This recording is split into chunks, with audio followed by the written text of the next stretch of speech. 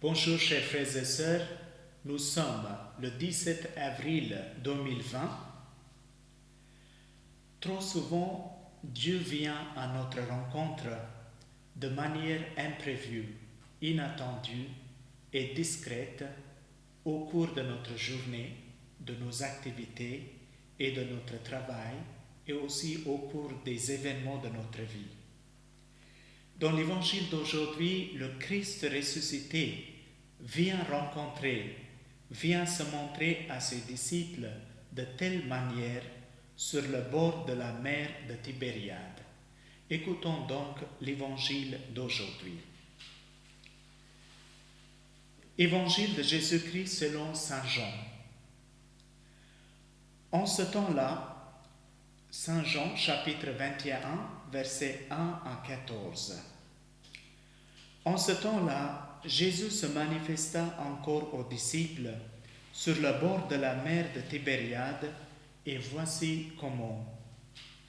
Il y avait là ensemble Simon-Pierre, avec Thomas, appelé Didyme, c'est-à-dire jumeau, Nathanaël de Cana de Galilée, le fils de Zébédée, et deux autres de ses disciples. Simon-Pierre leur dit: « Je m'en vais à la pêche. » Ils lui répondent: « Nous aussi, nous allons avec toi. » Ils partirent et montèrent dans la barque. Or, cette nuit-là, ils ne prirent rien. Au lever du jour, Jésus se tenait sur le rivage, mais les disciples ne savaient pas que c'était lui. Jésus leur dit: « Les enfants, auriez-vous quelque chose à manger ?» Ils lui répondirent: « Non. » Jésus leur dit: « Jetez le filet à droite de la barque et vous trouverez. » Ils jetèrent donc le filet, et cette fois, ils n'arrivaient pas à le tirer, tellement il y avait de poissons.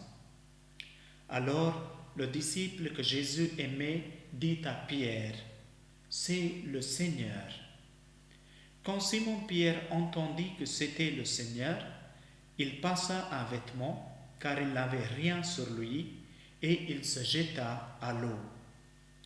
Les autres disciples arrivèrent en barque, traînant le filet plein de poissons.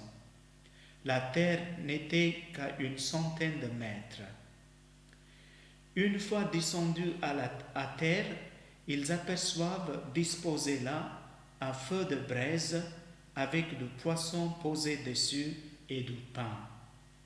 Jésus leur dit: « Apportez donc de ces poissons que vous venez de prendre. » Simon-Pierre remonta et tira jusqu'à terre le filet plein de gros poissons. Il y en avait 153. Et malgré cette quantité, le filet ne s'était pas déchiré. Jésus leur dit alors: « Venez manger. » Aucun des disciples n'osait lui demander: « Qui es-tu » Il savait que c'était le Seigneur. Jésus s'approche, il prend le pain et le leur donne, et de même pour le poisson. C'était la 3e fois que Jésus ressuscité d'entre les morts se manifestait à ses disciples.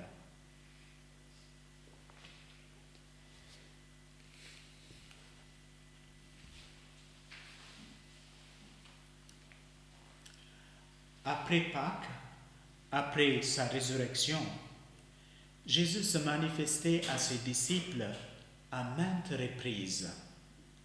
Dans l'Évangile, nous avons son apparition aux disciples sur le bord de la mer de Tibériade en Galilée. Auparavant, il y a quelques jours, les disciples étaient à Jérusalem.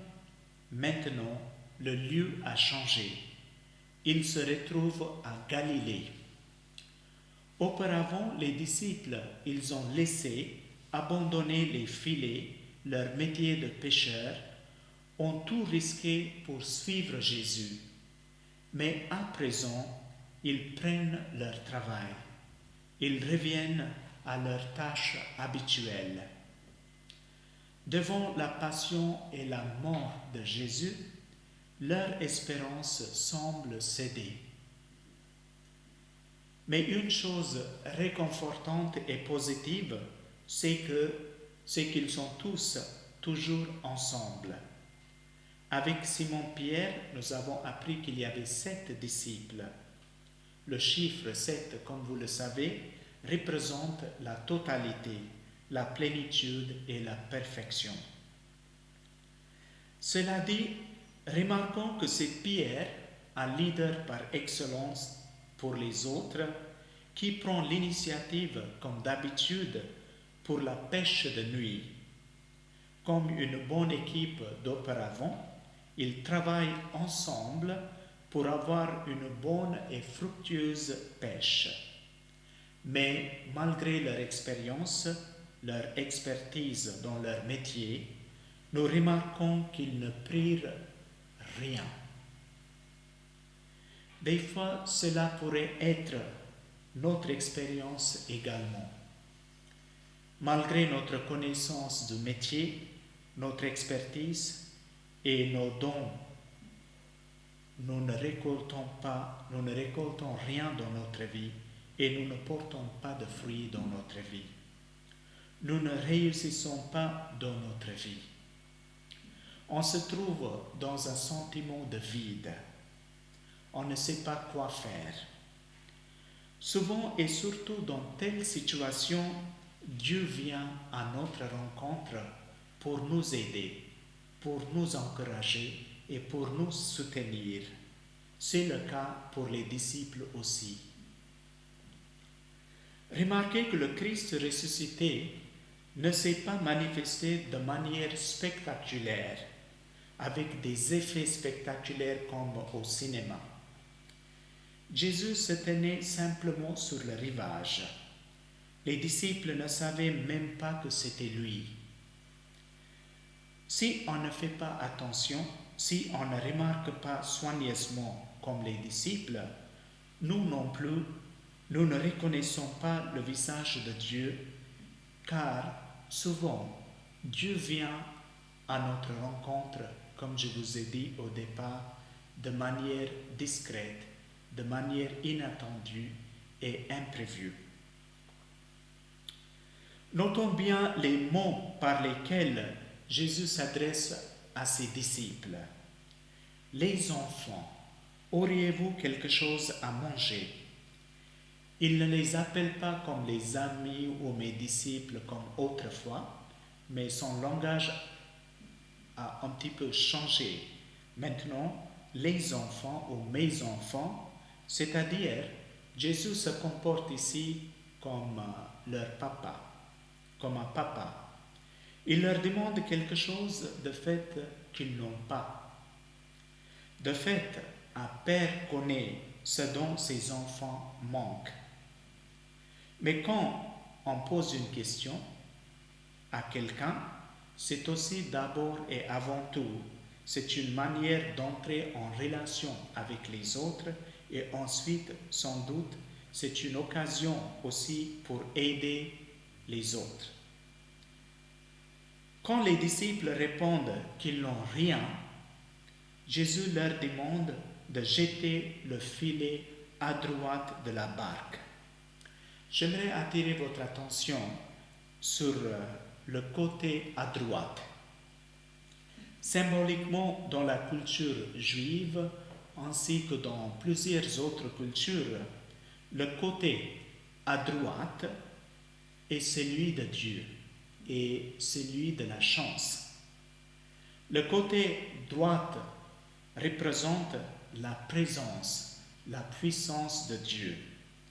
Et dans la culture indienne, le côté droite signifie la pureté. Si on doit, par exemple, offrir un cadeau à quelqu'un, il faut toujours offrir ce cadeau avec la main droite et de même, il faut recevoir le cadeau avec la main droite. Quoi qu'il en soit, nous remarquons que dès que les disciples obéissaient à la parole de Dieu, un grand miracle s'est produit. Cette fois-ci, il n'arrivait pas à tirer le filet, tellement il y avait de poissons. Aussitôt que le miracle se produit, le disciple aimé de Dieu reconnaît Jésus et dit, c'est le Seigneur. Pourquoi seulement le disciple aimé arrive-t-il à reconnaître Jésus? Parce que uniquement ceux qui sont proches, ceux qui ont une expérience personnelle profonde et intime avec Dieu, ce sont eux qui arrivent à reconnaître la présence du Seigneur dans leur vie plus facilement que les autres. La réaction de Pierre mérite notre attention dans l'évangile d'aujourd'hui. Remarquez que quand Simon-Pierre entendit que c'était le Seigneur, il passa un vêtement, car il n'avait rien sur lui, et il se jeta à l'eau. Cela me fait penser à Adam dans l'Ancien Testament. Dès que Dieu vient à la rencontre d'Adam, qui était nu, il se cache derrière un arbre. Ici, la première réaction de Pierre aussi, c'est de se cacher un petit peu dans l'eau. Autrement dit, Pierre souffre toujours d'avoir renié Jésus 3 fois. Quand on se sent coupable devant quelqu'un, on a la tendance de se cacher. On a peur de l'affronter l'autre. De toute façon, une fois que tout le monde est avec Jésus, c'est Pierre qui tire le filet jusqu'à terre et apporte des poissons. Remarquons que Jésus ressuscité, qui leur a demandé « Avez-vous quelque chose à manger ?» c'est lui-même, c'est lui qui les invite à manger. C'est Jésus qui prend l'initiative pour les inviter et c'est lui qui prend l'initiative pour les nourrir en disant « Venez manger ». En fait, Jésus les nourrissait par sa parole, par le pain, par les poissons et finalement par sa personne. Autrement dit, cette scène évoque la scène eucharistique où nous sommes nourris, rassasiés à la fois par sa parole et par son pain.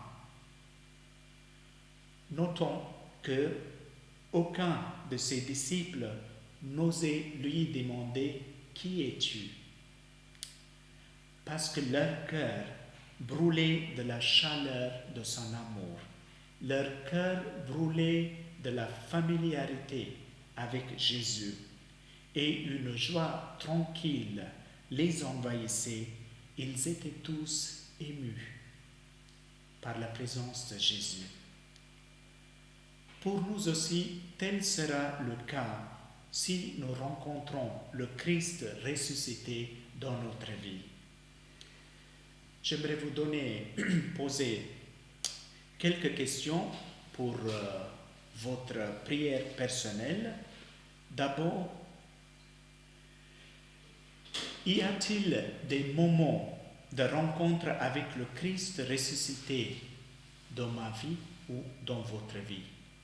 Quels sont les moments de rencontre avec le Seigneur, avec le Christ ressuscité dans notre vie? Deuxièmement, comment, par quel biais le Christ vient-il à ma rencontre? Est-ce que le Christ vient me rencontrer par sa parole dans l'Écriture ou dans ma prière ou à travers les amis ou dans les événements de ma vie? Comment vient-il à ma rencontre? Troisièmement, une question qui nous demande de faire un examen de conscience. M'arrive-t-il souvent de rater des rencontres avec le Christ? Si c'est le cas, pourquoi? Qu'est-ce qui m'empêche d'avoir des rendez-vous et des rencontres avec le Christ? Enfin, j'aimerais terminer cette réflexion par une intention. J'aimerais prier pour tous ceux et celles qui, malgré leurs dons, leurs qualifications et les diplômes nécessaires pour un emploi qu'ils méritent, n'arrivent pas à avoir un boulot approprié dans leur vie. J'aimerais également confier au Seigneur les gens au chômage. Que le Seigneur vienne à leur rencontre, à leur aide, et qu'il leur montre un chemin pour trouver un bon travail et qu'ils portent de fruits dans leur vie. Au nom du Père et du Fils et du Saint-Esprit,